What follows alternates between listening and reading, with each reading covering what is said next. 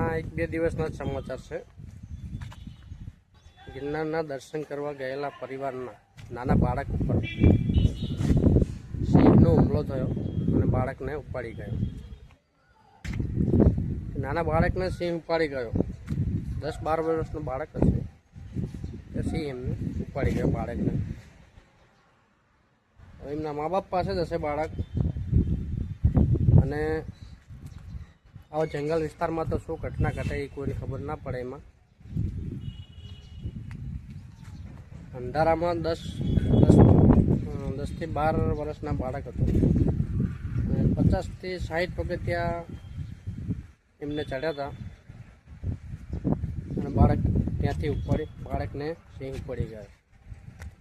એટલે બહુ દુઃખદ ઘટના બની છે। એમના પરિવાર ઉપર દુઃખદ ઘટના આવી છે અને પરિવાર પર દુઃખ સહન કરવાની શક્તિ આપે ભગવાન।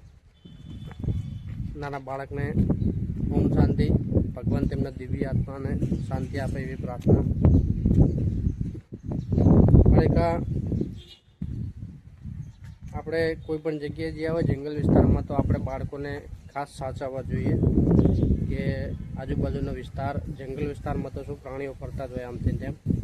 અને ત્યાં એક વિડીયોમાં જોયું તો ભાઈનું કહેવાનું કે સિંહ 3-4 દિવસથી ત્યાં બાજુમાં જ નીચે જ બેઠો હશે, જોયો હશે બધાએ એટલે કહેતા હશે।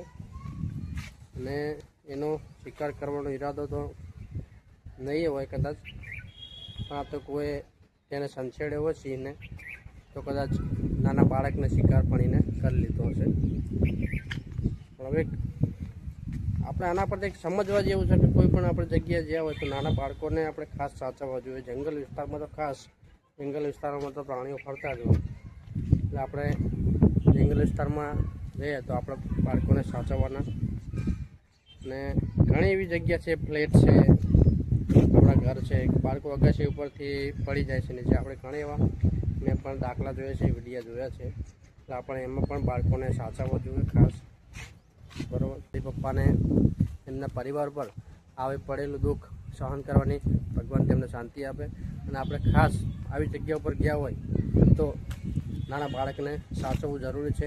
અને પહેલાં પણ એક વિડીયો મેં જોયો હતો નાના બાળકને કે તે 4-5મા માળેથી બાળક નીચે પડી ગયું। વિચાર કરો તમે, 4-5મા માળેથી બાળક નીચે પડી ગયું તો હવે ફ્લેટમાં હશે, બાળક બહાર ખુલી અને ત્યાં બેસવા ગયું એટલે પાછળથી પડી ગયું।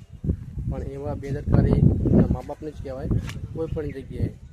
એટલે આવી ઘટના ના ઘટે, આપણે બાળકને ધ્યાન રાખવું જોઈએ।